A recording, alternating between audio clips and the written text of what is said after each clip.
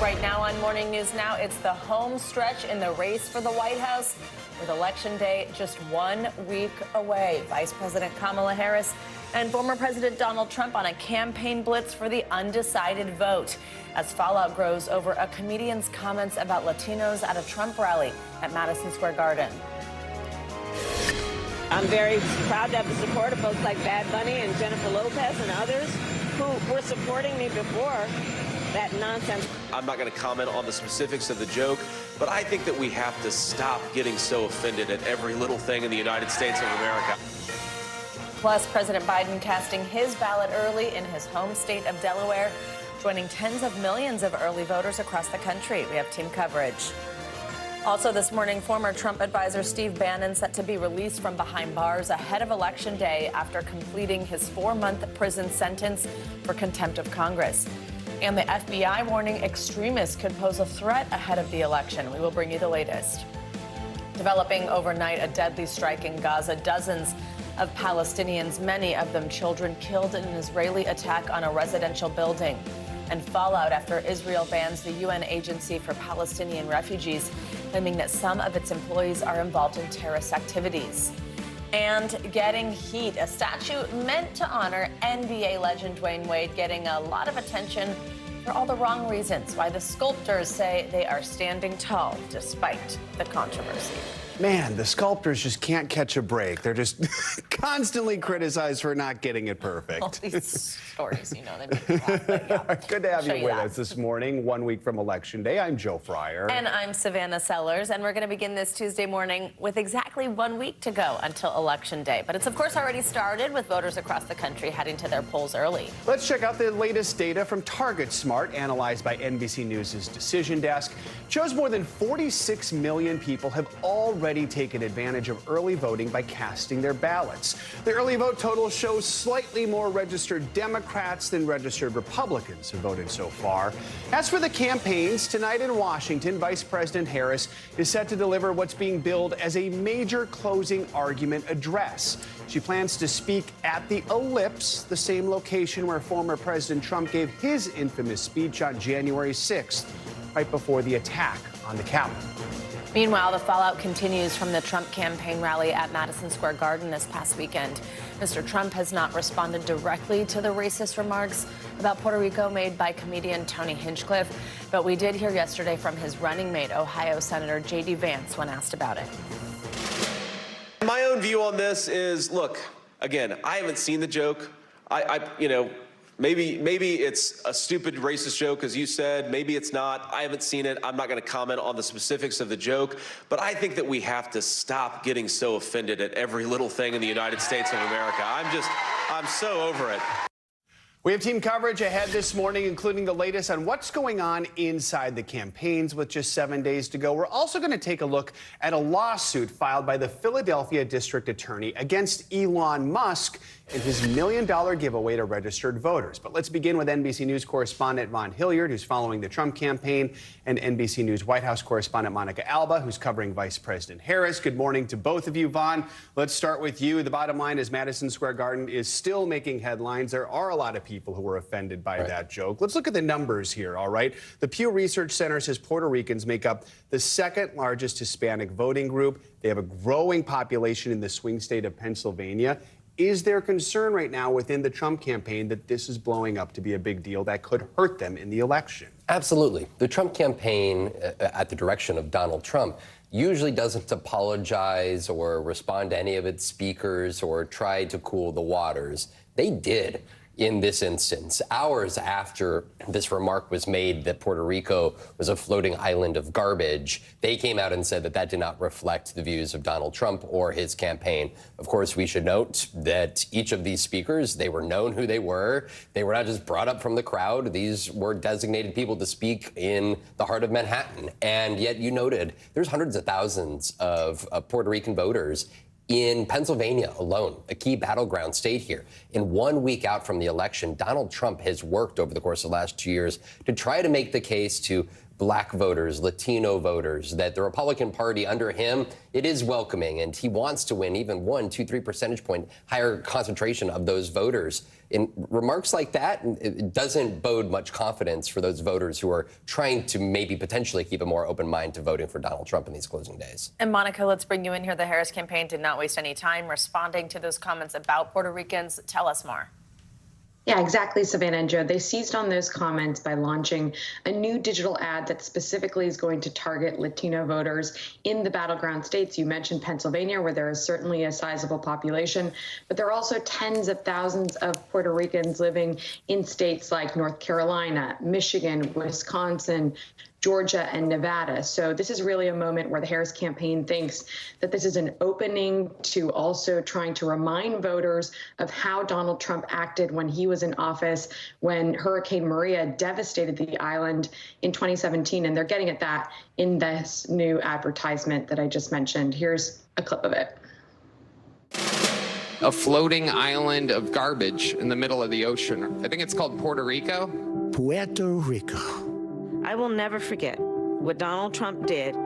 He abandoned the island and offered nothing more than paper towels and insults. Puerto Ricans deserve better. As president, I will always fight for you and your families, and together we can chart a new way forward. So the other component to all of this is that the vice president actually spent Sunday trying to court Puerto Rican voters and laying out her own plans and policies and proposals for what she would do for the community. And that video was then shared in terms of laying out her agenda by major Puerto Rican superstars like Bad Bunny, Jennifer Lopez, Luis Fonsi, Ricky Martin, and they have a combined more than 300 million followers just on Instagram alone. So this is also a moment where the Harris campaign is trying to lean into some of their celebrity voices to amplify this message, guys. So Monica, let's look ahead here. Vice President Harris set to give a speech tonight in Washington on the Ellipse, the same location where former President Trump gave his speech ahead of the attack on the Capitol on January 6th, nearly 4 years ago. Give us a preview of what we can expect. Yeah, the location, of course, not at all accidental there. This is something that is being done by design because the Harris campaign also wants people to be able to visualize Vice President Harris with the White House behind her and be able to try to imagine what it could look like if she is in the White House, if she wins the election, or what the alternative would be. And she's going to spell that out in terms of what it would mean to have a second Trump term. She's going to try to talk about turning the page on the darkness and divisiveness that Donald Trump has touted throughout his campaign. They're going to argue, for instance, that she can present something more optimistic and uplifting. I'm told this isn't a completely dark speech, but that, of course, talking about January 6th and talking about preserving democracy is a very serious issue that she's going to lean into as well and make a big part of her closing argument, not just tonight, but then this will be a piece of everything in the remaining week until Election Day. And Vaughn, let's talk about the Trump campaign in these final days. The former president's got a packed schedule, holding events at Mar-a-Lago, later in Pennsylvania. What's on the agenda? He's slated to give remarks to the press. It's not exactly clear what his plan is this afternoon at his Mar-a-Lago estate. He also has campaign stops this week planned in the likes of Arizona, but also Nevada, which is become a blue state over last election cycles. But Donald Trump from California to New York has shown an eagerness to go to some of these blue states. Of course, though, for him, it's a question of exactly what his plans are here this weekend. You're looking at an electoral map. Americans are going to be watching on Tuesday night 7 key battleground states. That's a lot of land to cover from Nevada and Arizona back out here to Georgia, North Carolina. So for the Trump campaign, the Harris campaign, they're making these last-minute moves to try to target the best places that they can, understanding that some of these states in 2020, like Georgia and Arizona, came down to less than 11,000 votes. There's a lot on the line, getting those early vote numbers high, and then ultimately getting those final voters who haven't early voted out on Election Day. The last 2 elections have taught us every vote truly does count. Yeah. All right, Vaughn and Monica, thank you both. Appreciate it. Let's keep this conversation going with NBC News senior national politics reporter Jonathan Allen. John, always great to have you with us. Let's talk about polls. Where do things stand right now in polls on both a national level, but then, importantly, of course, battleground state level? Yeah, it's freaking close everywhere, guys. If you look at the national polling averages, Kamala Harris up about a point, 48.6 to 47.5.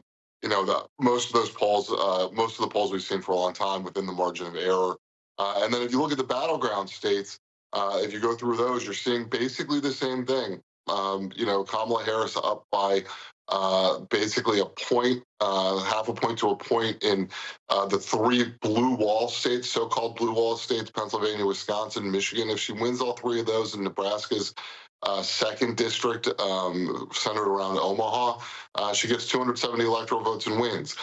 Donald Trump up by, about a point in Arizona and Georgia, and tied in Nevada. You look at all the polling and you realize that, if the polls are correct, a slight breeze in one direction or the other over the course of the next week could make the difference in the election. You say if the polls are correct, and that remains to be a major question. So with that in mind, lots of posturing and projecting on both sides. How confident are both campaigns right now? Of course, they're going to project confidence, but behind the scenes, what are you hearing, John? I mean, there's something sort of innate in the psychology of the two parties where, the Republicans are super confident, potentially getting a little high on their own supply in terms of the level of confidence. They are expressing tremendous confidence. They are talking about states that have not been considered to be battlegrounds as possible wins for Trump. And I'm not saying that that can't happen, but it just, the data that we're looking at doesn't suggest that, for example, Trump is going to win Colorado and New Mexico and Virginia and New Hampshire, which some of the folks in his orbit say is certainly possible, if not saying that outright that it'll happen. We're seeing Trump is going to travel to New Mexico, travel to Virginia as part of his closing argument. Those are not states that he needs in order to win the presidency. So they seem confident. On the other side, you got Democrats who are, even when they're winning, very frequently fretting that they are losing. So, they've sort of got a little bit of an opposite attitude. I think the last couple of days you've heard more confidence expressed by Democrats that they are in a good place to win than you had, say the week or two before that. But, the Democratic Party wouldn't be the Democratic Party if it didn't have, some butterflies in its stomach, particularly after the 2016 election where they were so confident Hillary Clinton was going to win and she lost. John, how do you think the campaign should navigate these last closing days based on what we're seeing that are strengths, weaknesses for both of them? What should be on their to-do lists? Everything. Leave it all out on the field right now. For the most part, I think the vast majority of voters have already made their decisions. You mentioned earlier the huge early voting totals. I can't remember exactly what number of tens of millions of people have already cast their ballots, but a lot of this is already in the bank.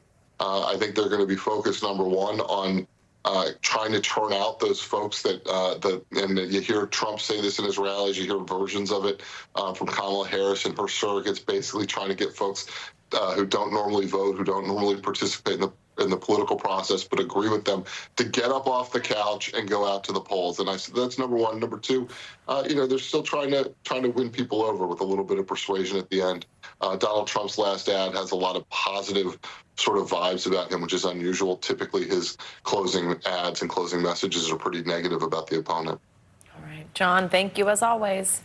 In the battleground state of Pennsylvania, the Philadelphia district attorney is now suing Elon Musk and his super PAC. The DA is trying to stop a daily $1 million giveaway to registered voters, which he says is illegal under state law. Yeah, earlier this month, Musk's super PAC started giving away that $1 million to a random registered voter in a swing state who signed a petition supporting the First and Second Amendments. The PAC is also offering $100 to every Pennsylvania voter who signs the petition. Well, an attorney for the super PAC did not respond to requests for comment on the lawsuit. NBC News Now legal analyst Angela Senadella joins us now with more on this. Angela, good morning. So the DA seeking an injunction on the giveaway. That's the biggest thing he can do right now to try and stop it before Election Day. He's claiming Musk and the super PAC are violating Pennsylvania state law around lotteries. What is the DA's argument here? Could Musk face any legal consequences? Good morning. Yes, so the DA is basically saying that this giveaway violates state law, and then secondly, that the harm to the public is so enormous at this point in time that the judge must actually step in and stop it, and the hearing is for Friday. So now first what they're alleging is that this giveaway qualifies as a lottery because something is being asked to give up in consideration for the possibility of getting money. And they're saying here that only the state of Pennsylvania can regulate and conduct any lottery, first of all, because there are very specific requirements, like you have to tell each person their odds of winning the lottery and give specific ideas of how that payment can then be gotten. But in addition, they are saying that it violates laws because it harms and exploits the people, that these vulnerable populations are not protected if you allow random companies or PACs or people to give these lotteries. Now, what is so fascinating about this, though, is that usually this argument is based in people having to pay money, like get lottery tickets, and thus that exploitation is possible. But here, the argument is that the personal information that these individuals are giving up is of value. So you have to give your cell phone, your email address, and your mailing address in order to qualify. So, Angela, hearing is set for Friday morning. What is the judge considering here in making a ruling? What's the likelihood the court rules in the DA's favor? So the judge has to consider both those things. So first of all, is it actually illegal? And obviously these questions are usually determined in a court of law, possibly by a jury, right? But they have to decide that this argument is so strong and so in the favor here of the person filing the lawsuit. And secondly, that the possible harm to the public is so great that they have to step over the jury step and just make sure this happens right now. So I think that the possibility is significant that the judge will step in here, given that obviously there was one paragraph in the lawsuit of how the possibility of undue influence on an election is so significant that there is no other remedy at this time. So just as a practical matter, if the injunction is granted, will the voter who received $1 million check have to give it back, or is this just an injunction for everything moving forward? So that's a great question. So the lawsuit's not asking for that. The lawsuit is only asking for this to be stopped immediately. Now, that type of situation could be litigated between Musk and the PAC and the people. So, for example, if the judge then does decide that all that money has to be given back, then whoever did win that money could possibly then sue Musk. So, you know, that is another possibility. All right, Angela Senadella, fascinating conversation. Certainly. Thank you so much. Well, a mix of rain and snow is headed for the Rockies. Let's get a look at how that storm system might impact you with your Morning News Now weather. Meteorologist Angie Lastman is here. Angie, good morning. Good morning, guys. This storm system is going to be on the move over the next couple of days, but right now we've got plenty of winter alerts up across parts of the Rockies, Yellowstone stretching down to Aspen, Park City included in this here as it works its way to the east. We've got plenty of that heavy snow that we're going to watch be kind of draped across the Rockies through the day today. Also notice the kind of chilly rain that we'll see for parts of the northern plains as we get into the afternoon hours today. The good news is we're not looking at a whole lot in the way of some strong storms. This will be later today, tonight, just some general thunderstorms, maybe a few rumbles that you could hear across that region here as we get into the evening hours. Then tomorrow we'll start to see that severe threat ramp up. We'll also see the potential for some heavy rain, specifically stretched from Oklahoma up into portions of the UP of Michigan. We'll see that line of thunderstorms potentially become severe. We've got plenty of warmth to tap into. We know it's been running way above normal across this region. So the slight risk for some of these thunderstorms will specifically be from Iowa to northern Texas, Dallas, Oklahoma City, and Springfield included in that. We're mainly looking for some large hail, maybe some gusty winds, and a few tornadoes. That tornado risk is going to be on the low end, but we'll still watch for one or two here and there. As we get into Thursday, getting into the latter part of our work week, we'll see that heavy rain and the flooding threat from Tennessee stretching down to the Texas coastline into Louisiana. That'll be something we watch through the day on Thursday. Again, not a great risk of severe storms, but still a couple of general thunderstorms that we'll have to track. When it comes to heavy rainfall amounts, those will be centered across the upper Midwest, Des Moines specifically, stretching into, again, the UP of Michigan. We'll see 1 to 2, maybe even up to 3 inches of rain, so we'll watch for that to impact plans. And travel across the Rockies will be difficult at least through midweek. Salt Lake City, Casper, Yellowstone, and some of these spots are going to pick up to a foot of snow, so feeling like winter there. Meanwhile, feeling like summer basically everywhere east of that. We've got temperatures way above normal. Chicago is expected to hit 80 92 degrees today, Wow. 26 degrees above where we should be, guys. This is not a typical late October temperature.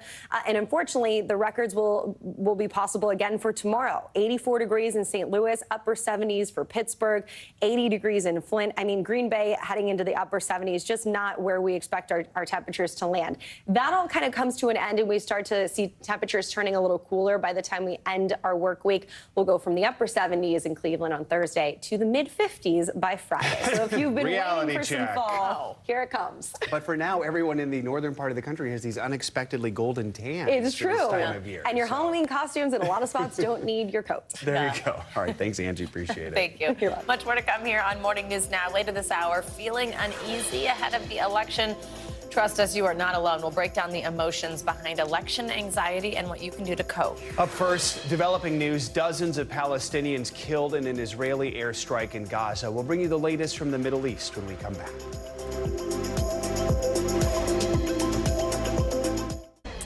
Welcome back. Former top Trump advisor and right-wing podcast host Steve Bannon was released from a federal prison in Connecticut this morning. It comes just days ahead, of course, of the presidential election. Bannon is the former chief strategist for the Trump White House. He has now completed his almost 4-month sentence stemming from his conviction on contempt charges. Bannon was convicted for contempt of Congress in 2022 after he defied a subpoena from the House committee that was investigating the January 6th attack on the Capitol. Came with a $6,500 fine. At the time, Bannon said he had no regrets. I'm proud of going to prison. If this is what it takes to stand up to the Garland, corrupt, criminal DOJ, if this is what it takes to stand up to Nancy Pelosi, if this is what it takes to stand up to Joe Biden, I'm proud to do it. Now, Bannon plans to hold a press conference later today here in New York City. NBC News Justice and Intelligence correspondent Ken Delaney joins us now. Hey, Ken, good morning. So let's rewind for a minute. Back in May, Bannon tried to appeal his conviction in this case, but had failed. Remind us what he was found guilty of and the specific connection to January 6th. Good morning, Savannah and Joe. That's right. Well, we don't actually know his specific connection to January 6th because he never turned over that material that the January 6th committee demanded via subpoena. And that was the point. He defied Congress. He was convicted by a jury of contempt of Congress. He managed to delay imposition of the sentence for 2 years. And finally, a Trump-appointed judge ordered him to prison, where he spent 4 months at a low-security facility in Danbury, Connecticut. I mean, we know he was at the Willard Hotel in a so-called war room while folks were planning how to delay the certification of votes on January 6th. But there's a lot that's still unknown about Steve Bannon's role in all of that, guys. So, Ken, Bannon has made false claims about voter fraud in the 2020 election on his podcast. He's also alluded to retribution against Trump's political opponents. Have we heard anything from him recently since before he went into prison? Do we feel like he's still part of Trump's inner circle? Yeah, most experts in MAGA world feel that he definitely is part of Trump's inner circle. He's got a very popular podcast that continued on while he was in prison. Some people call him the intellectual lodestone of MAGA world. I mean, he's really an idea person, and he's been driving a lot of ideas that people believe will be implemented if Donald Trump is elected president. And we'll see today exactly what he says. But most folks believe he will remain a key part of the movement. What do you think that means for the MAGA movement, his return to the public eye, and any other legal trouble he's dealing with? Well, Savannah, some people think it could energize the MAGA movement, but you're absolutely right to mention he is facing another serious criminal case in New York State where he's charged with fraud in connection with efforts to raise money for a charity called Build the Wall. And he's scheduled for trial in that in December. So Steve Bannon's legal troubles are not over. Joe and Savannah. All right, Ken, thank you very much. Turn now to the latest in the Middle East. The death toll still rising in Gaza as Israel continues its assault on the embattled enclave. An Israeli airstrike has destroyed a 5-story residential building sheltering displaced families north of the Gaza Strip. According to the Gaza Health Ministry, nearly 100 people have been killed, including several women and children. Dozens of injuries were also reported. It comes as the death toll in Gaza surpasses 43,000 ever since the October 7th Hamas terrorist attacks. That number, according to the Ministry of Health in Hamas-controlled Gaza. NBC News international correspondent Raf Sanchez joins us now from Tel Aviv with the latest. Raf, good morning. Tell us more about this latest wave of Israeli strikes and just what the current situation is on the ground. Joe, good morning. The death toll from this strike in northern Gaza has been going up all morning. The latest figure, according to the Hamas-controlled health ministry, is 93 people killed. Apparently, the majority of them women and children. Our team was on the ground in front of the rubble of this 5-story building, and they saw the bodies of women and children being lined up under blankets in the street. Now, this is, according to our records, the deadliest strike since at least mid-August. So you've had Secretary Blinken here in the Middle East just last week calling for de-escalation. And if anything, the bloodshed is getting worse, especially in northern Gaza. Israel says it is going after Hamas militants who are regrouping in the north of the Strip, but we are seeing just large-scale civilian casualties and humanitarian suffering as that operation continues. Guys. And as we talk about that humanitarian suffering and the aid that's needed, Ralph, we have some news. The Israeli parliament passed a law on Monday to ban the United Nations Relief and Works Agency for Palestinian refugees from operating inside the country. There's some back and forth on this organization. Tell us about that decision. Right. So Israel has had this organization, it's known as UNRWA, in its sights for a long time. It has been a big political target here in Israel. And then it emerged that a number of UNRWA employees actually took part in the October 7th attack, a small number, but Israel has used that to paint a brush over the entire organization. Now, these laws that passed in the Israeli Knesset last night basically ban Israeli government officials from having any dealings with UNRWA. And the warning coming from the Biden administration and other Western countries is without that coordination, you are effectively cutting off the UN's ability to deliver aid into Gaza. The State Department is warning this could be a catastrophe for Palestinians in Gaza. They say UNRWA is not perfect, but that it is basically the only show in town in Gaza. It is the only organization with the sort of logistical muscle to get this much humanitarian aid to the people who need it. And the U.S. is urging Israel not to go ahead with implementing this law. Raph, before you go, another headline out of the Middle East. Hezbollah, the Iranian-backed group that's operating out of Lebanon, announced it has chosen a new leader. This comes after its former leader was killed in an Israeli airstrike earlier this month. What more can you tell us? Yeah, guys, you'll remember that very, very high-profile Israeli assassination of Hezbollah leader Hassan Nasrallah in southern Beirut about a month ago. And we've been waiting to see who Hezbollah would pick as his replacer. We now have an answer. His name is Naim Qassem. He is Nasrallah's longtime deputy. Now, Nasrallah was a figure with great charisma, a big following all across the region. Qassem, like Nasrallah, is a Shia cleric. He's in his early 70s. He does not have Nasrallah's charisma. And the question now is whether Israel will seek to assassinate him the way they did his predecessor. Guys. All right. Raph, thank you so much. Coming up, fallout at the Washington Post. Hundreds of thousands of subscriptions canceled after the paper's decision not to endorse a candidate for president. Later this hour, why owner Jeff Bezos says he is standing by his decision. First, though, a warning from the FBI about domestic threats ahead of the election. We'll be right back.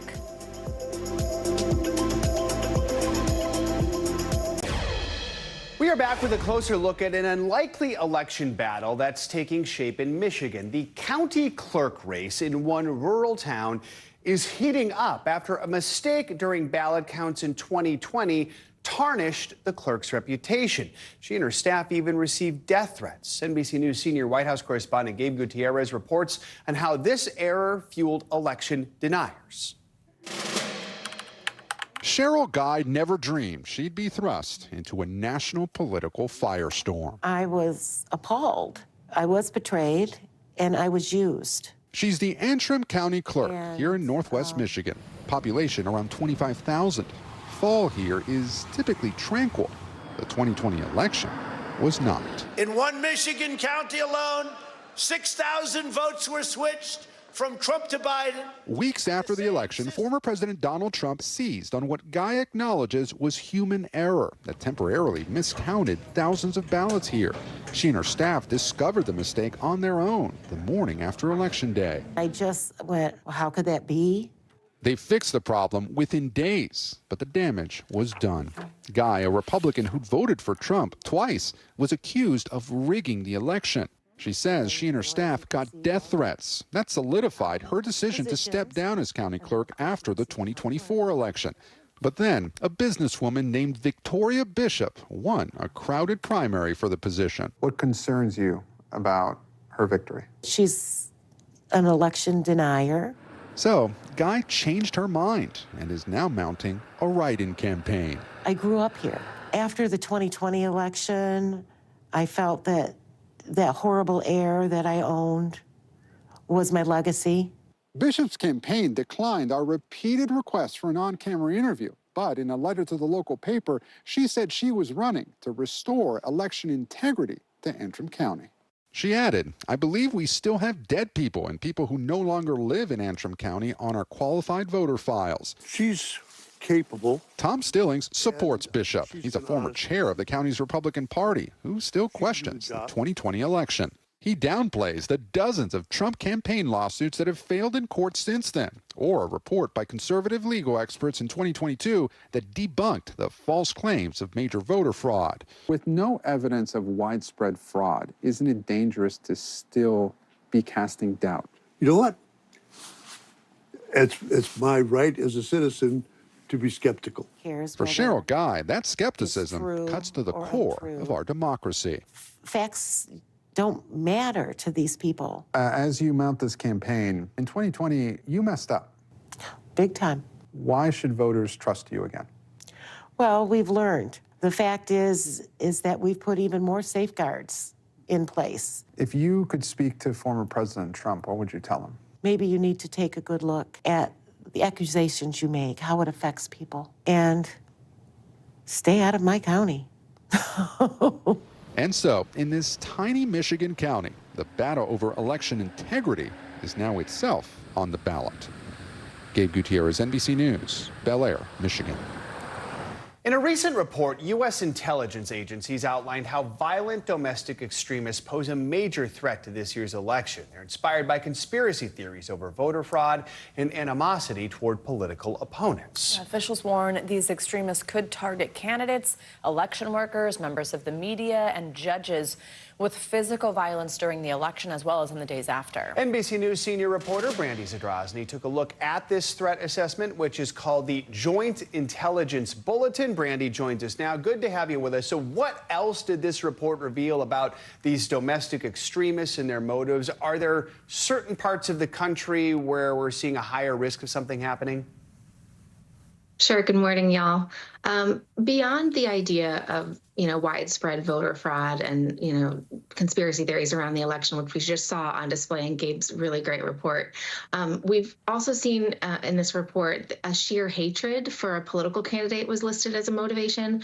We also saw issues like immigration, LGBTQ issues, abortion, and the failed assassination attempts against Donald Trump, all as motivations for recent calls for violence from extremists. Now, this is a general warning. There are threats to the election workers have been super, super common. Letters containing this white powder. We've seen tons of online harassment. The letter warned about threats and swatting, and that's where, fake calls to emergency services bring potentially dangerous law enforcement responses to people's homes. Now, those have all increased, and those threats tend to originate from areas where election results have been contested, which totally makes sense. How are election officials responding to these warnings, Brandy? All over the country, election officials are responding by ramping up security measures. Now, in some places that might mean a panic button. In Maricopa County, for example, Arizona, which was really just a hotbed of conspiracy theories and challenges in 2020, the officials are responding by implementing these really heightened security measures. It almost makes it seem like a war zone. You have metal detectors, armed guards, drones, police snipers on the roofs. So election officials are taking these warnings from the FBI and DHS very, very seriously. So this threat assessment report you've looked at, how is it different from ones we've seen in the past? That's a great question. And these reports are really notable that we're seeing them, just that they exist at all. In 2020 and up to 2021, up to January 6th, the FBI and DHS were really reluctant to issue these kinds of bulletins to local and state law enforcement agencies because they didn't want to see as impeding on free speech protection, right? But at this point, with all of the threats we've seen to election workers, with multiple attacks by domestic violent extremists foiled by multiple convicted right now of planning those attacks, at this point, the threat's just unmistakable. All right, Brandy, we know you'll keep an eye on it as the election gets closer. Thank you as always. Now let's get to our weekly mental health check-in. Let's start on the election. It's just 1 week away, so this morning we're taking a look at the stress November 5th might be causing Americans. Plus the benefits of rejection therapy, how one therapist says it can help you overcome the fear of being told no. For a breakdown of all that and more, let's bring in Dr. Erica Richards. She is the chair of psychiatry at Sibley Memorial Hospital and assistant professor of psychiatry at Johns Hopkins Medicine. Dr. Richards, always great to have you with us. Thanks for joining. So let's start with how people are feeling about the election. We're seeing more and more reports showing how much stress this year's election is causing. Some people even so much so saying it's causing them to lose sleep. What can we do to try to help and ease these feelings of uncertainty, no matter our political views? Good morning, Savannah. The election, it's on many people's minds. It is affecting sleep. And people are really reporting anxiety secondary to this. And we have to acknowledge that this is on top of our baseline anxieties. We already have people reporting issues, concerns about politics, but mass shootings, safety, food insecurity, job insecurity, all of these combined are really causing people to lose sleep. And there's 3 key points we want you to pull away from how to affect this. Number 1 is validate those feelings. What you're feeling is real, it is legitimate, and so acknowledging that is important. Try to face those concerns during the day, try to acknowledge them during the day so that they're a little more off your mind at night. And then the third thing is really try to set aside that worrisome content at night. When you're getting ready to go to bed, when you're settling down, maybe turning off some things that might be more activating for you and finding ways to really do a bedtime routine to help you with that sleep. Glad we kept that screen up for a long time so people can take note of it as they prepare for the next week here. Let's shift to the issue of gambling. This has exploded in popularity in the U.S. in recent years. It's become easier and easier to gamble. Researchers from the World Health Organization and other institutions are now calling it a threat to public health. If viewers are worried about someone they know is being impacted by gambling, they're seeing behavior that they don't think is best for them, what should they do? So, Joe, this really takes from a shift in about 2018 when the U.S. Supreme Court overturned a prior ban on sports betting. And there was a report last week in Lancet Public Health Journal that warned that gambling is a threat to global public health. So researchers from the World Health Organization spanned 5 continents to really come up with some key points. And it's estimated that about 450 million adults worldwide participating in what they're calling kind of risk gambling, with about 80 million meeting the criteria for gambling disorder. And so this puts people at risk for increase for depression, increased potential for suicide or thoughts about suicide. And so it's really important to note that young people are also exposed to this at much younger ages, which can breed kind of issues even moving forward into adulthood. Finally, let's talk about that one that Joe mentioned earlier. This is so interesting, rejection therapy. So the idea here is you deliberately put yourself in a situation where you can be rejected, like asking a stranger, for example, to do something for you. One therapist documented herself doing this rejection therapy on TikTok for 30 days. Walk us through this. Is this good? Is this bad? What do you make of this? So interesting. So I have to say first that rejection therapy is not officially recognized as a form of therapy, but it fits under the umbrella of what we call exposure therapy. And it's this thought that consistently making small requests allows you to handle overall rejection better. So there's a thought that there's desensitization from shame and fear that's often associated with rejection. And this is important because really a primary predictor of success is one's ability to tolerate failure. So what the thought process is that gradually exposing yourself to rejection really boosts confidence. So Start small, make a list, start small, but try things, step outside of that comfort zone, and it might actually boost your confidence moving forward. That's interesting. I've seen fear of rejection can sometimes prevent people from making decisions or taking big steps. So if you can start to get yourself accustomed to it, that's a fascinating idea. Yeah. Dr. Erica Richards, thank you so much. Great to have you with us. Thank you. Coming up, taking the heat, fallout in Miami and beyond over this bronze statue meant to honor NBA legend Dwayne Wade. Here's a closer look. Now, some fans say it looks nothing like him, but the sculptors and even D. Wade himself, they're standing tall. We've got that story next on Morning News Now.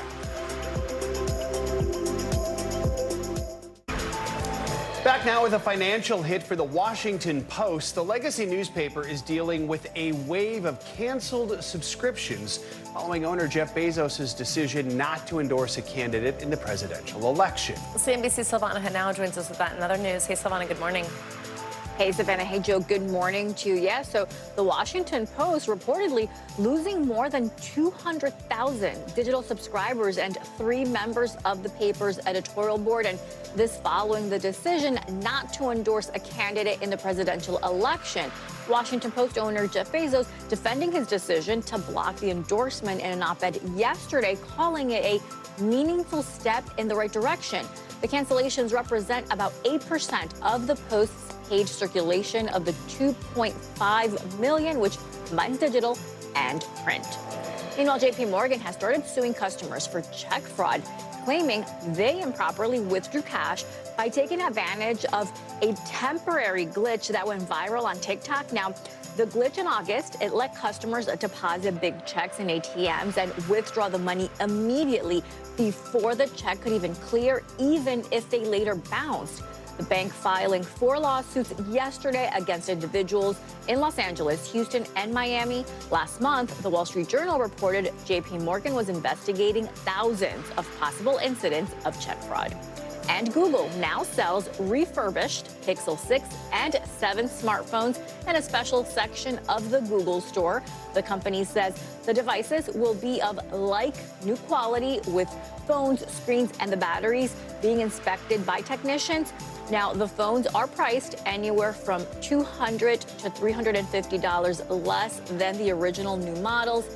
Each phone comes with the latest Android software before being packaged in a new box, and it comes with a compatible charger, guys. That's pretty cool. Yeah, good way for some folks to save some money. Phones are pricey. Recycling going on there, too. That's cool. Savannah. Thank you. You got it. Well, a new statue of NBA legend Dwayne Wade is sparking controversy online. So the bronze sculpture was unveiled outside of Miami Heat Arena this weekend. It's meant to honor the 3-time champion's incredible career. Here it is, though. Some fans say it looks nothing like him. NBC News correspondent Jesse Kirsch spoke to the 2 sculptors behind the statue who defended their art. There's a mystery brewing in South Florida. I can't believe that. Who is that guy? It's supposed to be a statue of the man asking that question, Miami Heat legend Dwayne Wade. But the internet is not quite so sure. That is not D. Wade. That's Shannon Sharp, the Rock. Like, who is that? Outside the Heat home arena Sunday, the team unveiled this new tribute to the man known as D. Wade. While there's plenty of debate about whose face that is, when you look at the whole statue, it's hard to see anybody else. A figure in a Heat jersey on top of the scorer's table? Some will tell you that's gotta be Dwayne Wade. With 8. Wade picking this iconic moment from his game-winning steal and shot against the Chicago Bulls in 2009. Wade puts it up for the win. Yeah, baby! You believe that? Wade, part of NBC's Olympic basketball broadcast team this past summer, sat down with today's Craig Melvin before seeing the statue. How do you measure a moment like that? It doesn't get measured. Hall of Fame. Okay, it's a couple hundreds made Hall of Fame. But when you get here, when you get the statue talk, that number gets really, really low. And I don't even know if I have the right emotions for it. This is crazy. The 3-time NBA champion looked up in awe at the ceremony, but some fans may have been even more surprised, claiming the statue looks nothing like the basketball icon. Who is that guy? One user on X writing, "We're all wondering the same thing, man, LOL." Another even comparing the statue to zombies from the hit film I Am Legend. Outside the arena, some fans were skeptical. Not a huge fan of it, but I'm glad it's here. He deserves it all. While others say the internet does not do this artwork justice. You look up, who do you see? I see Dwayne Wade, Flash, the legend, number 3, the most historical player in Heat history. I think it looked a lot worse actually on the internet and all the memes that they're making about it. A sentiment shared by one of the sculptors. I would say to anybody that's even slightly critical, come to Miami. Come to Miami, take a look at it in person, and you'll be very pleasantly surprised. Both of the sculpture's artists defending their work, saying Wade visited with them 4 times, adding they used a computer to get the details right. He approved it on the site, he approved it in the photos, and he approved himself. And if somebody else doesn't approve him, he can go to Dwayne himself. Wade is far from the only famous figure immortalized in controversy. This is soccer superstar Cristiano Ronaldo, and this is his likeness, allegedly. This bust in his hometown got so much blowback, it was redone. And if you love Lucy, you might not feel the same way about this Lucille Ball statue, dubbed Scary Lucy, before being relocated. But the man at the center of yesterday's latest newsy unveiling was all smiles. This is out of body, y'all. This is nothing that you can dream of. This is nothing I ever thought I would experience. I didn't play for this.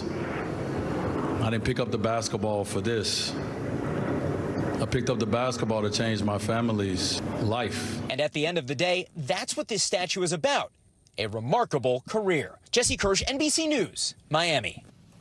So I think the issue is the expression. If anyone made that expression, probably wouldn't look like them. Oh, Lucille Ball one. Oof. Oh, that. Yeah, see, and compared to that, not bad. Good job, sculptor. All right. Those ones kill me. Coming up, making the colors of fall accessible to all. Up next, we're going to take you to Virginia, where a special set of glasses is helping colorblind visitors enjoy the beauty of the season. Don't leave your devices. This is Morning News Now. Welcome back. A lot of the country has been enjoying spectacular fall foliage over the past couple of weeks, with millions of us getting out to enjoy all the rich colors of the season. There's one group of people that isn't able to fully appreciate the display, but as NBC News correspondent Valerie Castro explains, that is changing thanks to one park ranger in Virginia. One of the unmistakable first signs of fall, the beautiful array of changing colors. It's going to be a feast for the eyes. Virginia State Park Ranger Ethan Howes has dedicated his career to protecting and sharing these iconic views. What's your favorite part of your job? Seeing people's reactions to things for the first time. But that seasonal rainbow drawing tourists to parks across the country was something Howes hadn't actually seen for himself until recently. Looking out, it's just kind of mundane, I guess, kind of bland. Howes is colorblind, making the varied reds, oranges, greens, and yellows appear all one color. Colorblindness can occur in some cases when cones, the nerve cells in our eye that perceive color, are missing or not working. The most common type is red-green colorblindness, making it extremely difficult to distinguish between those hues. 1 in 12 men and 1 in 200 women are affected by color blindness, making scenic vistas like this look drastically different. That is until Howes found viewfinders with special lenses that allowed people like him to experience the full color spectrum. With Howes' help, Virginia became the first park system in the nation to have these adapted viewfinders at every location, unveiling them at an event earlier this year. And everybody just sees that normally? Yeah. Okay, that's cool.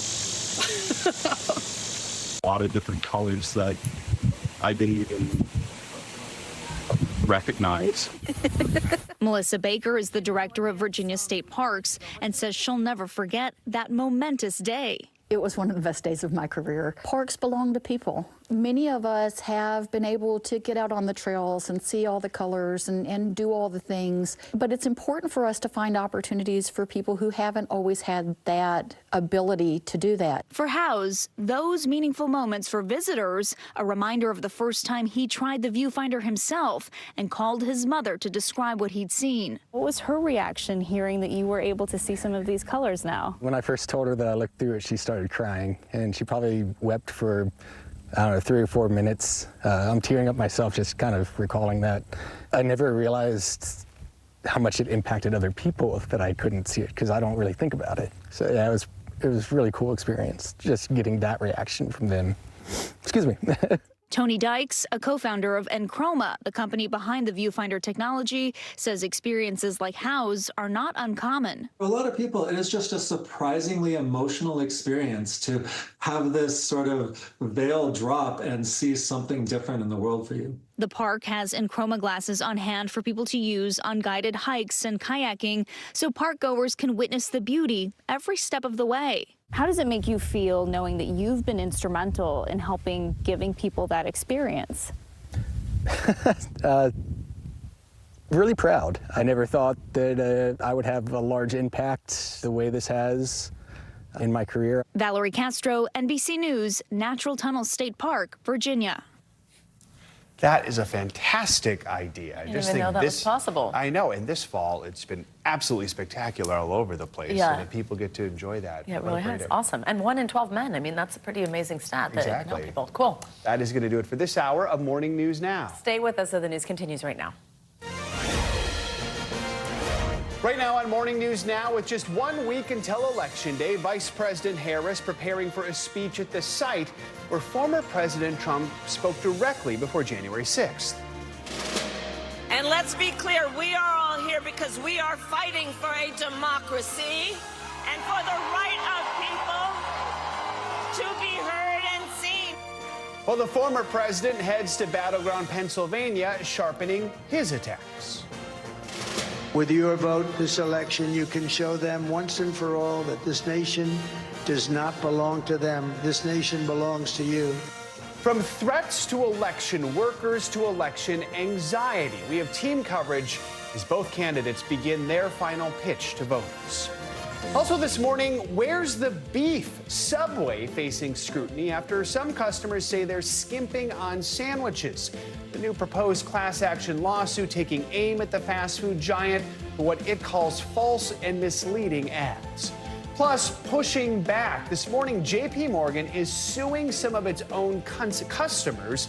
The so-called infinite money glitch at the center of the lawsuit and how it turned into a viral trend on TikTok that cost the big bank big bucks. And mind-reading headphones. Sounds like something out of science fiction. They're very real, and researchers say they could have serious benefits. Get a chance to look at how they work. Does sound a little scary, but all things have a good purpose, I suppose. You know, it's something new to tell you about every day. Exactly. We'll delve into it. Good morning. I'm Savannah Sellers. And I'm Joe Fryer. We're going to begin this hour, of course, with the race for the White House with exactly 1 week until election. It'll be another busy day on the campaign trail for the candidates. Vice President Harris is set to deliver a speech billed as a closing argument. That's tonight at the Ellipse in Washington. It's the same location where former President Trump gave his speech just before the January 6th attack on the Capitol. As for Mr. Trump, he's set to be in Pennsylvania as his campaign continues to face backlash over racist remarks by a comedian at his New York City rally this past weekend. We have full coverage ahead this morning, including safety concerns for election workers as voters cast their ballots. We're also going to take a look at the impact celebrity endorsements are having in this election. Let's get started with NBC News Chief White House correspondent Peter Alexander with the latest from Washington. Joe and Savannah, good morning to you both. Both campaigns are projecting confidence heading into this final stretch, but by all measures, this race is going down to the wire where persuadable voters could decide the election. And the Harris campaign is hoping the backlash from that weekend Trump rally and a series of derogatory comments and jokes there will give them a late lift as both Harris and Trump count down to Election Day.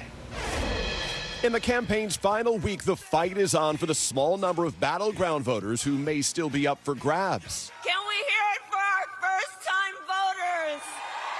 We're close to winning this thing. Former President Trump's campaign still dealing with fallout from Sunday's raucous rally at Madison Square Garden, where several speakers made a variety of racist, sexist, and crude comments. There's literally a floating island of garbage in the middle of the ocean right now. Yeah, I think it's called Puerto Rico. Some Republican lawmakers denouncing that joke.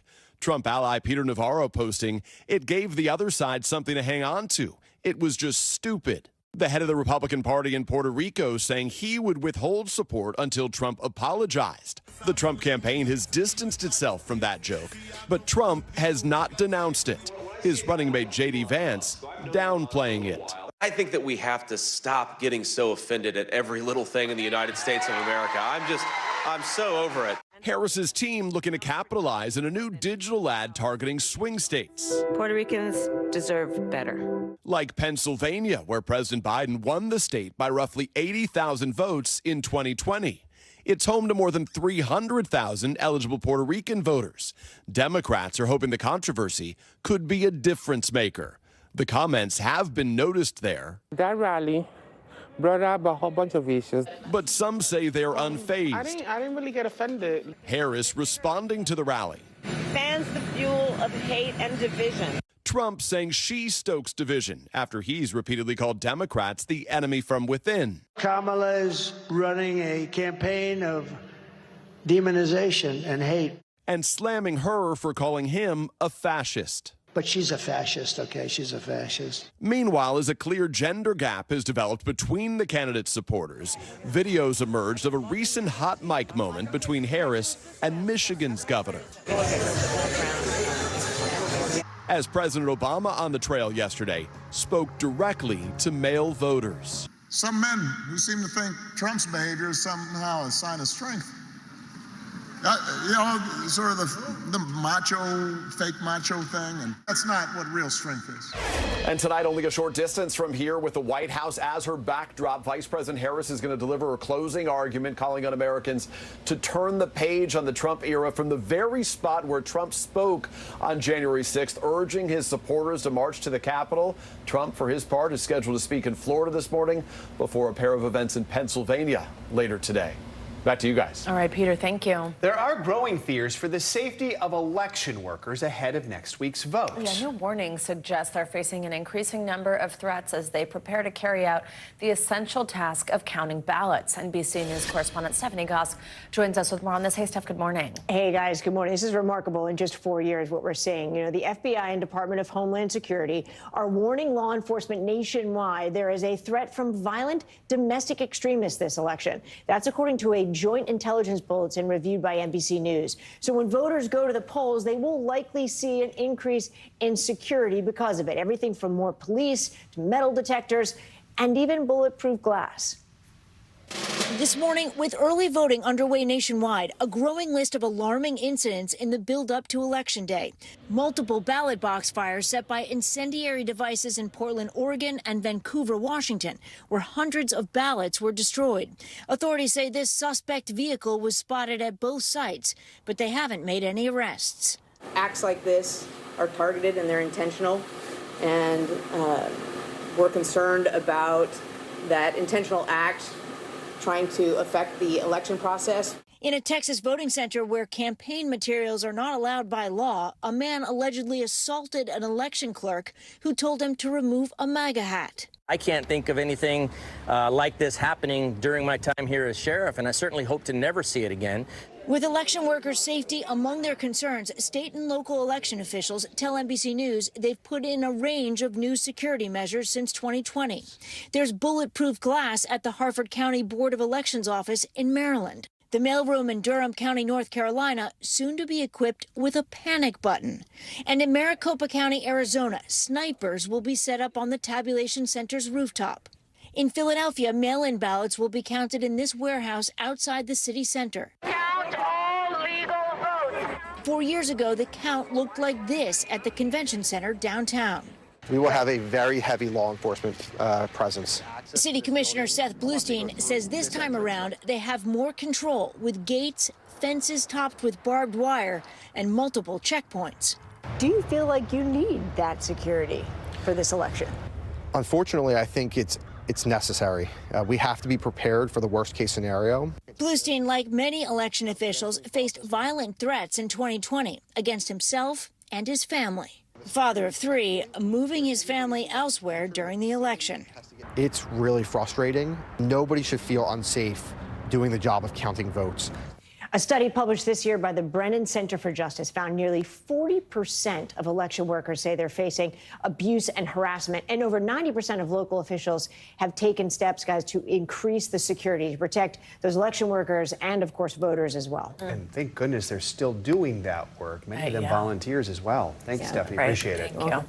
Over the weekend, singer John Legend hit the campaign trail in Pennsylvania, joining Senator Bob Casey in the Philadelphia area. Legend joins a growing list of celebrities who stumped for the Harris campaign in recent weeks. So this morning, we're taking a closer look at the impact that A-list endorsements are having on the campaign. We're joined by NBC News campaign embed and alum of this show right here, Emma Barnett. Emma, good morning. Good to see you. So we know you actually spoke exclusively with John Legend, which is awesome. Tell us why he was out campaigning with Senator Casey and what some of the issues motivating him to hit the trail right before the election are. Well, Savannah, you may or may not know this, but John Legend actually has a personal connection to the battleground state, and this weekend was a homecoming for him of sorts. He visited Pennsylvania because he went to the University of Pennsylvania, and he campaigned with Senator Bob Casey because for him, his message was to not only get Kamala Harris elected, but to also make sure that Democrats maintain the Senate, because in order for Kamala Harris to get legislation passed, he believes that there needs to be a Democratic Congress. He also cares about a lot of other issues, including one that many across the country are prioritizing this election cycle, which is abortion. This is an issue that is personal to him and his family. Take a listen to what he told me. I don't know if we ever have seen a right that was so fundamental to so many people taken away after 50 years of being in place. And that Dobbs decision, reversing Roe versus Wade, really impacted so many people. My own family has gone through so many different struggles with reproductive care and maternal care. We are well-known people, and hopefully we'll get enough attention on the candidates so that they can go out there and win these elections. But we know that the important work is what they do, and they're representing the people, and they're listening to the people. So that was his message to undecided voters there, to make sure that they matter, that they go out and that they go vote in this election, which is going to come down to those numbers. And last night, John Legend actually performed at a rally here in Pennsylvania. It was a rally that included himself, Bruce Springsteen, former President Obama, and the last song that he played in his set was Glory, which is interesting because when I asked him which song he thinks depicts this election, he told me it was Glory. Savannah? So, Emma, John Legend obviously hopes he can make a difference. What do the voters actually say about whether celebrities influence them at all? Joe, the impact of celebrity endorsements remains to be seen. The way that it kind of works is, you know, when you're scrolling on Instagram or TikTok and you see an ad for something so many times that eventually you're like, all right, fine, I surrender. I'm going to go buy this thing and check it out. That's kind of the way celebrity endorsements work with voting. They're posting about this election, they're getting people excited about it, and eventually you see things so many times that you decide you're going to go out and vote. And that's exactly what's happening with some first-time voters. I spoke to 2 first-time voters at the Canvass kickoff that John Legend held with Senator Bob Casey this weekend. He campaigned at 2 black churches and then spoke at a door-knocking event. And these 2 first-time voters told me that they were really just there to see John Legend, but then afterwards they decided they were inspired and wanted to go knock on some doors. Take a listen. Yes, and I think like as a celebrity, watching them online and seeing them, just seeing them in person was able to connect to them and see that, okay, they're here for the same cause. It's not just like, okay, I'm seeing them online, like they're actually here for a purpose. So it definitely makes me want to vote more. Yeah, because most of their fan base is Gen Z, so seeing like the artists that you've been listening to since youth endorsing a presidential candidate, I feel like it makes you want to vote more, makes you want to participate in like service activities and just be there for them. Those ladies told me they have a lot of friends who are also first-time voters. They go to school here in Pennsylvania who weren't planning on voting until they saw all the celebrities encouraging them to go do so. Joe and Savannah? All right, Emma, thank you so much. Let's get more on a big topic we've been talking about a lot, election anxiety. A new study from the American Psychological Association showed that nearly 70% of adults say that the 2024 presidential election is a significant source of stress in their lives. NBC News Now anchor Morgan Radford has more from the report and some tips to cope. I'm very anxious. It's pretty nerve-wracking. An onslaught of anxiety nationwide. On a scale of 1 to 10, how anxious are you about this election? I would go 8. A new survey from the American Psychological Association shows 69% of Americans now say the election is a significant source of stress in their lives. I'm not sleeping real well at night right now. A whopping 72% say they're worried the election could lead to violence. 73% are stressed about the economy, with women more likely than men to be stressed about how their lives will be impacted by the election. I just wake up every day with a pit in my stomach. Here in the crucial battleground state of Georgia, Democratic voter Alicia Simpson says election stress has affected her day-to-day life. I'm the best shape I've ever been in my life because I am exercising like crazy to get rid of this anxiety. Exercising indoors because outdoors there are political signs everywhere. Oh, so you actually exercise indoors to avoid seeing the dark signs? Yes. While entrepreneur Ricardo Williams, a Republican, says his stress is tied to his business. What are the issues that make you most anxious? Number one is going to be the economy. The cost of everything at this point is up, and, it's not helping. One national nonprofit even creating a dedicated crisis text line for election anxiety. How do we be accountable but also kind? Which is exactly why Natalie Patterson with the Black Emotional and Mental Health Collective decided to host in-person peer counseling sessions specifically designed to combat election-related stress. We do grounding practices. We share tools and tips. We talk about all of it in community and really give people a way to resource themselves and to have peer support. Finding calm among the chaos.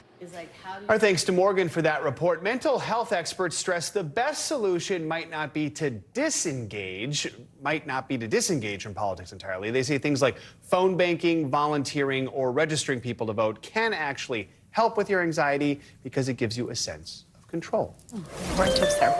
All right, let's get to weather now. Some areas may see record-breaking high temperatures over the next few days. Let's get the details in your Morning News Now weather. Angie Lastman is back. Angie, good morning. Hi, good morning, guys. Hopefully, folks have didn't put their coats away for folks that are west of the Rockies. That's where we're seeing winter-like temperatures. A bit of a different story, though, if you look east of the Rockies, where that cold front will eventually work through. But in the meantime, yes, the record-breaking temperatures are once again on the table for us today. We've got places like Chicago headed to the low 80s. These temperatures, not normally what you see, of course, in late October, more like, I don't know, late August, early September kind of temperatures that you'd see with mid-80s across Kansas. We've got 86 for Amarillo today. But of course, those cooler than normal temperatures have settled in behind that front that we're going to watch work to the east over the next couple of days.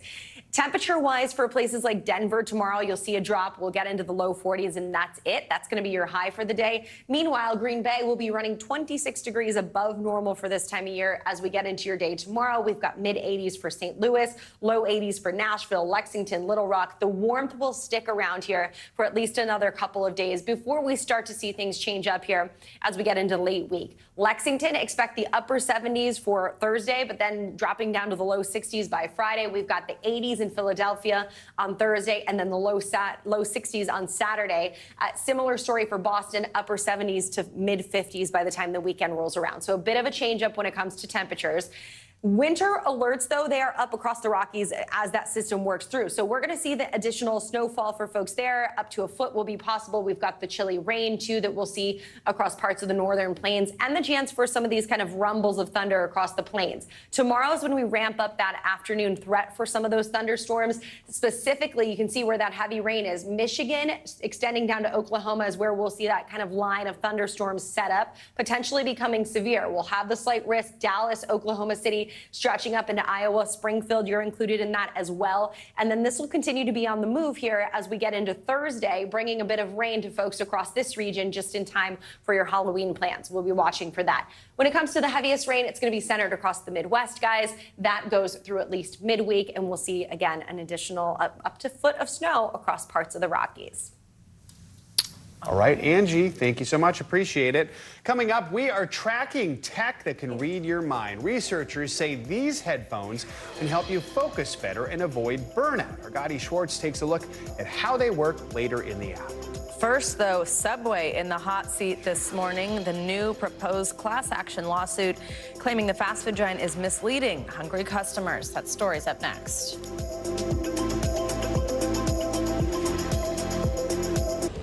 Back now with international headlines, starting with developing news out of the Middle East. Dozens of Palestinians, some of them children, were killed in an Israeli airstrike on Gaza. Matt Bodner joins us now with more from London. Matt, good morning. Savannah, Joe, good morning. Let's start things off this hour in the Middle East, where an Israeli strike on a residential building in northern Gaza left at least 93 dead, 40 missing, and dozens more injured. And that is according to Gaza's health ministry. The incident is just the latest example of civilians killed in an Israeli strike in Gaza. This all comes as the IDF continues its operations in the north. And Israel's parliament also on Monday voted 92-10 to ban the UN agency responsible for delivering the majority of humanitarian aid into Gaza. Moving along now to the war in Ukraine, the Pentagon said yesterday that North Korea has indeed sent about 10,000 troops to Russia to train and likely fight against Ukraine within the next several weeks. Secretary of Defense Lloyd Austin confirmed last week the presence of North Korean troops, but in much smaller numbers. This is the first time that we've heard the United States confirm 10,000 troops. Already, some of those troops have been seen approaching Russia's Kursk region, which, of course, Ukraine has held since August. And we'll wrap up this hour right here in London, where last weekend saw the world's biggest ever multiplayer game of Tetris.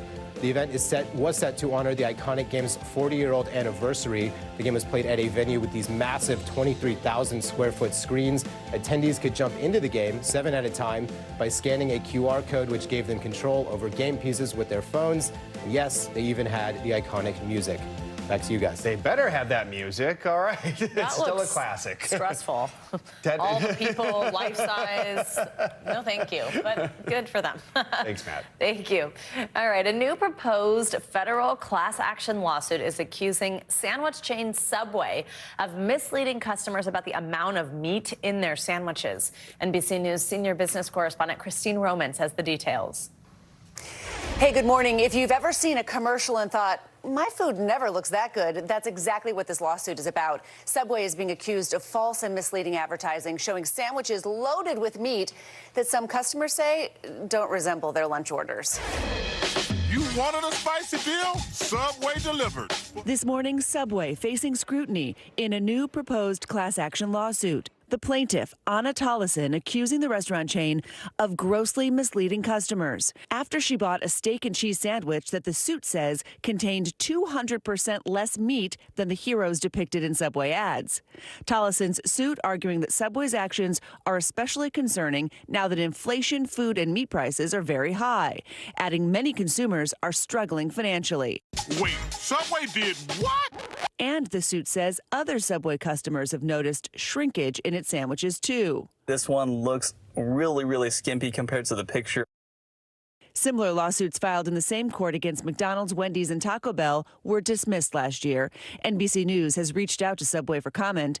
With more than 20,000 U.S. locations, this isn't the first time Subway has come under fire for not meeting customers' expectations, like this mystery meat lawsuit filed in 2021. 2 California residents sued the restaurant chain, claiming that an independent test of the ingredients revealed that the sandwiches are made from, quote, anything but tuna.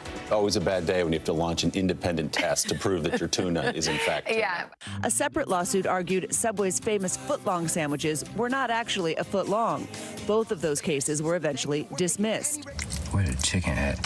Over the summer, another popular food chain, Chipotle, receiving customer criticism for smaller portion sizes. When I get a bowl and they give me 2 pieces of chicken, I'm like, can you just add 1 more scoop? And they're like, do you want double meat? I'm like, no, I just want the chicken I asked for.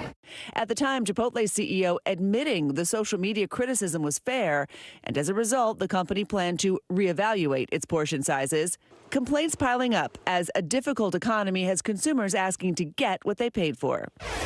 This is still just a proposed class action lawsuit, which means a judge must certify or approve its status before it can move forward. And that could take a bit of time. This lawsuit is seeking unspecified damages for New Yorkers who bought the sandwiches over the last 3 years, saying the chain's alleged false advertising violates the state's consumer protection laws. Guys? All right, Christine, thank you so much. Coming up, Matthew Perry's family opens up about their tragic loss 1 year later. How they found healing and how they've channeled their pain into purpose. Next. We are back now with more from our colleague Savannah Guthrie's exclusive conversation with the family of Matthew Perry as they mark 1 year since his untimely death. Perry said before he died that when that day ultimately came, people would be shocked but not surprised. He battled alcoholism and drug addiction for decades, something he called the big terrible thing. Now, his family, which includes Dateline's own Keith Morrison, is paying tribute to him by helping others who are struggling. Matthew was so desperate for a solution to all of this. And he talked about, it's time for me to have a wife, and it's time for me to have children, and I want that, and I want a dog running around the house.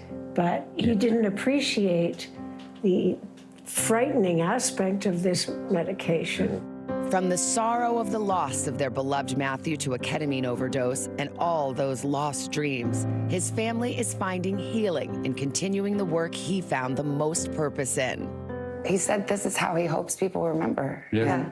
That the first line isn't about friends, that he tried to help people. Yeah. And it was did. important to him. Yeah. I think his biggest drive to be sober was when someone came and asked him for help, he would drop everything and do it, no matter where he was in life. He wanted to feel and be physically and mentally okay in order to help people when they needed it. After he died, that was, by and large, the only thing people came up to me and would say, like, they said the only reason they were sober was because of him and because of what he did to help them. He would pay for them to go to rehab.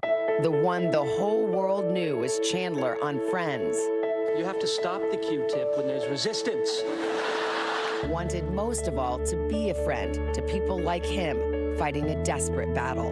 When a man or a woman asks me to help them quit drinking, and I do so, watching as the light slowly comes back into their eyes, that's all God to me. Now, his mom, Suzanne, stepfather, Keith, and little sisters have created the Matthew Perry Foundation of Canada and the Matthew Perry House, which will provide housing and other services to those in recovery. Matthew used to talk about being really, really great at rehab, not so great at the time that came after. Sure. And that's not a Matthew thing. That's a everybody thing. When people are leaving a recovery center, we want to take them by the hand and help them get through that time until their brain is finally able once again to say, yeah, I'm okay. For decades, those closest to Matthew witnessed the toll drugs and alcohol took on his health. One time when he had his colon burst, the doctors told us there was less than 1% chance he'd survive the night. To watch that poor son of a gun go through all of that again and again was just so heartbreaking. It is. It's heartbreaking, but it's also, I'm sure, I mean, anyone who's ever loved an addict knows that it's despair and frustration and sometimes anger. And sometimes you're mad, yeah. One of the problems that it does for families, too, and we don't talk about that as much, and I plan to, is how destructive it is for the families, because nobody knows how to act. And we need different ways of addressing it. And Caitlin is working on that sort of thing now with some extremely bright people here in Canada who are doing advanced research into addiction. It's a love letter to Matthew in the hometown that meant so much to him. These are the courts where Matthew would play. Yeah. As a boy, Matthew spent most of his days playing tennis at the Rockcliffe Lawn and Tennis Club in Ottawa. Did he have that charm on the tennis court as well? No. He was fierce. He was just fierce. He didn't say a word. He went out and he played the match. There's a lot about this place that seems so sweet and gentle, and I'm sure it brings up a lot of memories. Matthew went to school nearby. That was when he really started acting. Yeah. He developed the excitement for it, and people thought, this kid has some talent. Yeah, he stole the show. It's also where Matthew met his lifelong best friends, Brian and Chris Murray, whom he credited with inspiring that signature Chandler intonation. Could she be more out of my league? And that's from, God, elementary school. We had this really nasty librarian. And I remember one of us saying something to the effect of, wow, could she be any meaner? You know, and that kind of stuck, you know, and we started talking like that in questions. So when you saw Chandler Bing for the first time on Friends, were you like, wait, that's us? Yeah. Well, that was him too, right? So that's the way we spoke. Didn't expect the world to start speaking like that, obviously. Who wouldn't want to, you know, change the world a tiny little bit? Chris and Brian, who's on the foundation's board, stayed close with Matthew over the years.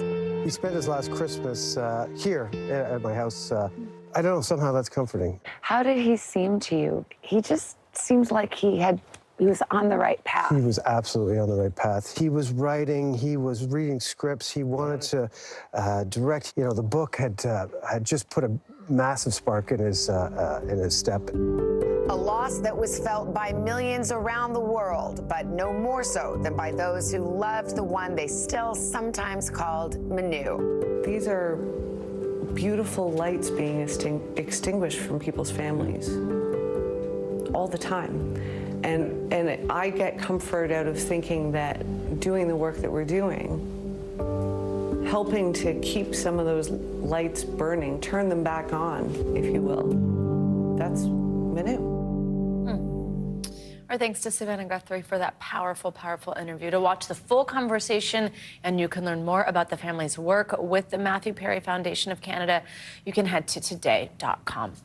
Coming up, it was the so-called infinite money glitch that went viral on TikTok. Yeah, well, now JP Morgan says it's time to pay up. Why the big bank is now suing some of its own customers. Up next.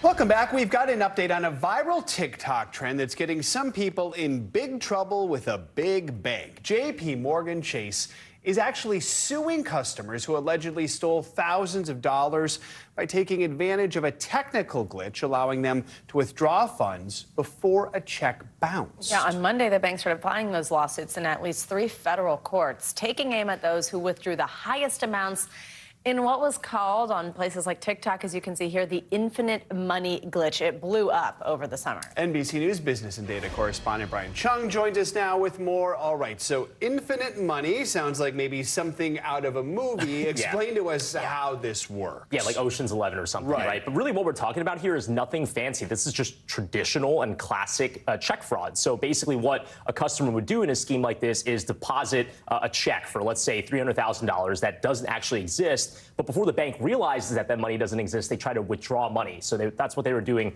with Chase, and this was catching a lot of attention on social media in August. Now, the reason why I'm explaining to you exactly how to do this check fraud is because they closed the loophole, so you can't do this anymore. But regardless, Chase now trying to get some of that money back. I think hearing you say the words check fraud when we started using words like that, or criminal behavior, it was like shocking to people because they're like, what? I saw it on TikTok. It's this TikTok trend. How did that fuel this? Yeah, well, I mean, that's what makes this so novel is that, I mean, check fraud is as old as checks themselves, which are really old, but it was really TikToks like this where people are dancing around, showing off how much money they were able to get off of this. Again, before Chase was able to close the loophole. But that's what really made this such a novel situation, because this really caught like wildfire. And I think what Chase is trying to do here with this very public lawsuit is trying to discourage people from doing the same. Send a message. And they posted videos of themselves with their faces visible. It should never be that easy to get money. That's what I'm saying. Like, it was like as if it was not illegal. Yeah, and it was if it's like, too good to be true. Well, I could, TikTok All right. said so. So what's next for those involved in the lawsuits? I mean, are they going to probably have to pay back the money? Are they fighting this? What do we know? Yeah, well, there are at least 3 lawsuits which Chase is going to have to individually litigate. They'll have to prove that there was check fraud, but secondly, they'll also likely point to violations of the agreements for terms of use for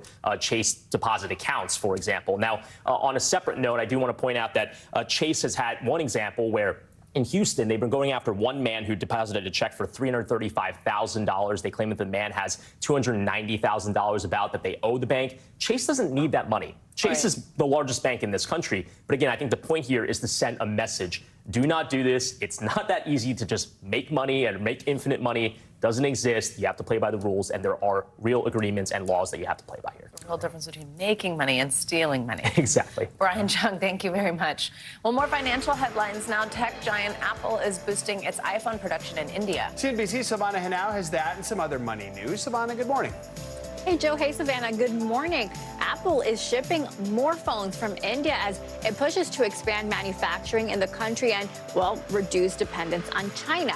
Bloomberg reports Apple exported nearly $6 billion of India-made phones in the 6 months through September, putting it on track to top the $10 billion it shipped all of last year. Now, Apple is rapidly expanding its manufacturing network in India, taking advantage of subsidies, a skilled workforce, and advances in technological capabilities. iPhones account for the bulk of India's smartphone exports, and it's the top export category to the U.S. Meanwhile, Meta is reportedly working on an AI-powered search engine to reduce its dependence on Google and Microsoft. The information says the search engine would provide AI-generated search summaries of current events within Meta's chatbot. That bot, which is built into Instagram and Facebook, currently uses Google and Microsoft Bing to answer questions. And Cosm, that's an immersive technology company that broadcasts live sports and shared reality, is teaming up with the NFL. Cosm will produce and show NFL games at its venues through the rest of the 2024 season. That includes Thursday Night Football on Amazon Prime, the Sunday night games on NBC, Monday Night Football on ESPN, and select games on Sundays with Fox. Now, the company uses a 360-degree dome with a giant 12K screen to give viewers a fully immersive experience that mirrors being in the stadium. The domes currently in Los Angeles and Dallas fit about 700 people, with prices ranging from $22 to $127. Very cool. I feel like I'd have to experience that to fully understand it. Yeah, my head's agreed. Cool. Silvana, thank you so much. Thank you. All right, this Friday, open enrollment will start for all company-sponsored benefit plans in the U.S. That, of course, it's the perfect time for people to make sure you're getting the most out of your current health benefits. But experts say there's one benefit that employees consistently miss out on. It's called nutrition counseling. In fact, an overwhelming majority of insurance plans will actually cover visits with a dietitian for free or with a very small copay. Registered dietitian Amy Goodson joins us now with more on this. So 94%, Amy. Yes. That's pretty amazing. I don't think a lot of people know that. How should you check that out, see if it's a benefit you have, and why should you take advantage of it? You're so right. So many people don't know that they can have access to a registered dietitian. So looking into your health plan to say, hey, does my plan cover whether it is medical nutrition therapy, nutritional counseling services, dietitian services? We want to encourage people to take advantage of these preventative services so that ideally we're helping them prevent maybe some of those chronic health conditions. So now is the time to do that. See if your health plan covers nutrition services, because we know that most insurance plans will reset at the beginning of the year. So take advantage of what you can now. We know that meeting with a registered dietitian can really help you develop those healthy habits, as well as stay on track throughout the holidays and really lay down a foundation for the beginning of the year versus waiting until January the 1st. Some people might just automatically think I would only see a dietitian to lose weight, but there are a variety of reasons to meet with a dietitian. Yes, right? Personalized nutrition counseling can really help people tailor a plan specifically for them, their health needs, their goals, their lifestyle. And then, of course, meeting with a registered dietitian can really help you manage chronic diseases. So when we talk about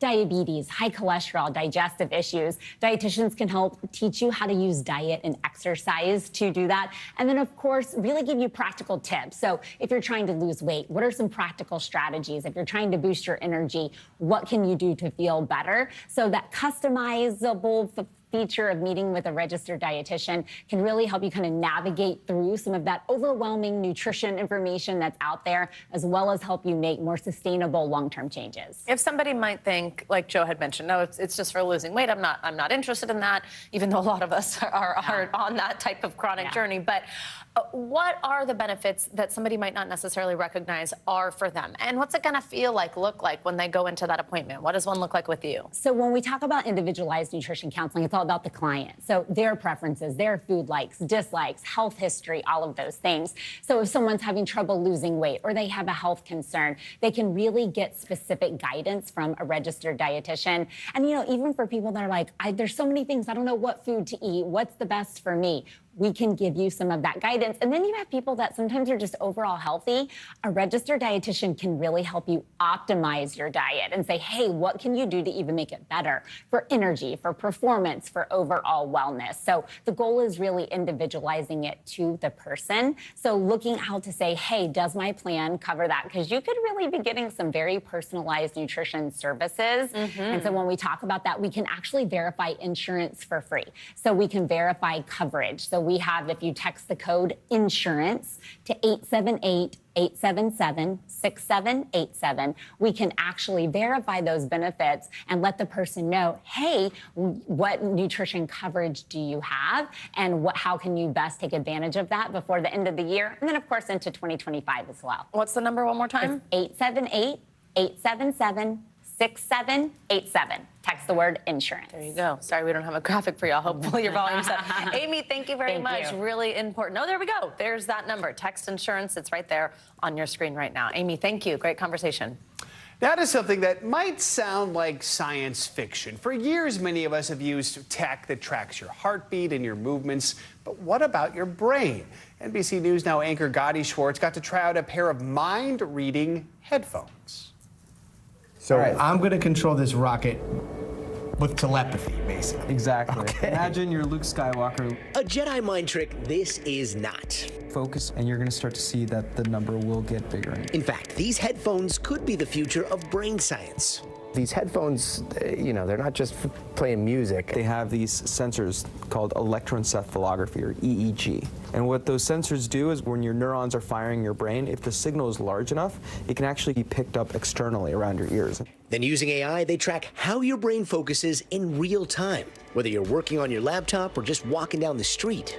We went to Neurable's Boston-based headquarters to test it out. I'm going to give you an article here to read. Okay. And this article actually has a piece of data that will actually be able to see in real time how it affects your focus. As I was reading, the headphones were detecting tiny electrical impulses emanating from my skull. This was you reading this article.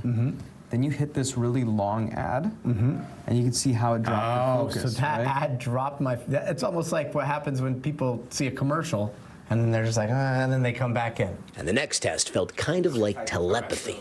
With this rocket, the more you focus, the faster the rocket is going to go. I'm going to accelerate the rocket by just focusing on it? Exactly. What? Exactly. Shut up. Oh, man, we're off. So relax for a second, and then you'll see that the rocket will start to slow down. Start falling? What the heck? Yeah, Whoa. so you're essentially controlling it 1-to-1 right now. Wow. Users can then access their own brain data through an app. Instead of tracking steps, you're tracking strain on your brain. There's so many different things about myself that I could improve with more data, and this is the first step there. And with our brains packing 86 billion neurons, Neurable says the more data they get, the more they're learning about how differently people's brains work. I have had ADHD my entire life, and it's always been a problem. Do you have any data on ADHD? And so here to the left, you see essentially an individual who's been reading a book for an hour and 45 minutes. Right? Their focus is relatively high in this green zone. Right. They start to get tired. We tell them to take a break, and then it goes back up into the green zone. Right. And when we dug deeper into the data that we had that wasn't following the similar pattern, a lot of these individuals reported having ADHD. And you can see how much more variable the focus is. I mean, it's crazy to see ADHD graphed out like this. Yeah. And yet it makes instant sense. Some experts think this kind of technology could be promising for the future of medicine and neuroscience. We might be able to take more proactive steps than reactive steps. And as folks are living longer, I think being able to make diagnoses even before they materialize is going to be revolutionary. Do you think this type of tech should be regulated? The regulation that we have already is enough to keep us safe. Once we start to go into invasive technology, that's where we probably want to be a little bit more careful. Where do you see this tech in 10 years? I see that anything that you wear on your head become a standard part of your normal life. Really, the brain is the next frontier in how we use our technology and better understand ourselves. Gotti Schwartz, NBC News. Truly fascinating. Let's go now if you could actually move a rocket with those headphones. I mean, is that next? That would be the next goal. All right. Coming up, it's do or die here in New York. Yeah, the Yankees facing elimination. The Dodgers on the brink of winning their 8th World Series. We're breaking down everything you need to know ahead of tonight's Game 4. Welcome back. Actor Jeremy Allen White is transforming from the bear to the boss for his new project. This morning, 20th Century Studios is giving us our first look at his portrayal of rock and roll legend Bruce Springsteen for the upcoming biopic Deliver Me From Nowhere. The new film is based on a 2023 book about the creation of Springsteen's classic 1982 album Nebraska, which some say is one of Springsteen's most enduring works. Deliver Me From Nowhere is set to hit the big screen sometime next year. So exciting, because I feel like he's turned into such a big deal actor, and that's all I really know him from is the bear. Exactly, yeah. And we've been hearing the buzz about this for a while. To actually see the photo, it emphasizes it's kind of the perfect pick for that. Oh, I can't wait. But we have to hear him sing, too. All right, now to a behind-the-scenes look at how one artist turned her passion into a booming business. The daughter of an NFL quarterback turned coach, Jada Henderson never dreamed that she'd be able to make money from her two passions, football and painting. Now, though, she designs custom cleats for several of the NFL's biggest stars. NBC News correspondent Kaylee Hartung got to see Jada in action. Whether you're a football superfan or just a sneakerhead, you might have noticed lately many of your favorite NFL players have been stepping up their shoe game. Some of the colorful cleats athletes are sporting are the work of 28-year-old Jada Henderson, who's bringing her creative touch to football fields across the league. Do you still get excited every time you see your shoes on a field? Yeah, for sure. We'll be watching football on Sunday, and we're like clicking around to different games because I'm like, okay, I wonder if we can see if they're wearing them. The daughter of former NFL quarterback and coach John Kitna, and now wife of an NFL offensive lineman. Football is in her DNA, but art is her passion. Did you imagine that football would continue to be such a big part of your life? No, not at all. Like, people are like, oh, what do you do? You're like, oh, I paint shoes. And they kind of look at you like, that's not a real job, is it? And I'm like, yeah, I know. So. Henderson first started painting cleats in college while working in the equipment room at Arizona State. But she says she owes her success in large part to her proud dad and Dallas Cowboys quarterback Dak Prescott. How did you first learn about Jada's talent? Yeah, Coach Kitna, her father, he told me his daughter was very artistic. She had done some shoes and cleats before, so I was like, hey, I got a pair, might as well try them. About 20 custom cleat collaborations later, Prescott is one of her best customers and biggest fans. She's special at what she does, and it just shows how talented she is, and just to see how her platform has grown, and now she's doing them for multiple NFL players, and it's awesome to see. Since then, her business has exploded. Demand for her colorful cleats and souped-up sneakers is skyrocketing, with a wait list about 400 people long. What did Dak do for your career? It really was the jumping off point for everything. Like, it was still kind of like a side hustle before that, and obviously, if you do anything for Dak, like, it just takes off. And so, like, my following had like quadrupled overnight, and I'm getting all these orders, and so I just didn't anticipate really, the reaction that I was going to get. When you saw the quarterback of the Dallas Cowboys wearing your cleats on an NFL field, how did you feel? Oh my gosh, those were just in my house like 2 days ago. Whenever you see people wearing your stuff, you're like, oh yeah, I made those. So it's always exciting. Henderson's creations have been worn by some of the biggest sports stars and celebs, but the cost is the same for everyone, between $350 and $800. These are completely hand painted with a brush. She spends anywhere from 6 to 28 hours working on her wearable art, and the magic happens here in her studio. A lot of my week is just in here in the paint shop. We got to see her in action creating custom Today Show cleats. Using YouTube as her guide, she's perfected her craft through trial and error, mocking up designs on her iPad, meticulously taping up shoes, and using both spray and hand painting techniques, resulting in one-of-a-kind designs. I feel like you learn a little bit with every single pair, whether it's just like a better way to do something you already knew how to do, or you're like, okay, I'm just gonna try something new and see how it goes. It's a labor of love for both art and the game.